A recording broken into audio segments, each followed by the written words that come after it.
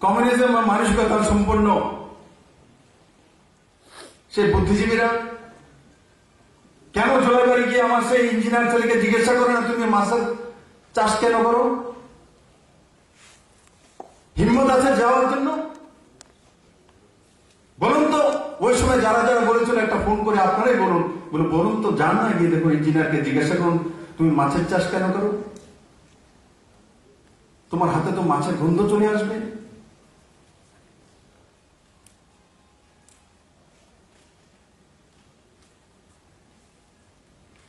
ইলিশ মাছ খেতে ভালো লাগে, কিন্তু হাতে ধরা যাবে না,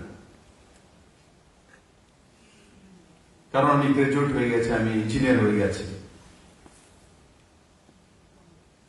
এগুলো করে ত্রিপুরার নজওয়ানদেরকে সরকার নির্ভরশীল মানসিকতা তৈরি করা, পার্টি নির্ভরশীল মানসিকতা তৈরি করা, সেই দিকে ত্রিপুরার নজওয়ানদেরকে ফেলে দেওয়া হচ্ছে।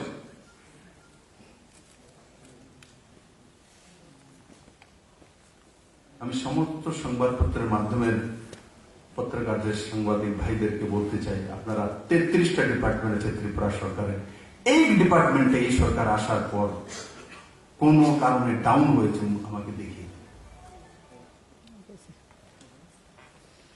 সমস্ত ডিপার্টমেন্টের মধ্যে অ্যাচিভমেন্ট এসে, প্রত্যেকটা ডিপার্টমেন্টে বড় বড় মূল ডিপার্টমেন্ট, এডুকেশন, সবচেয়ে বেশি চাকরিজীবী মানুষ তার মধ্যে।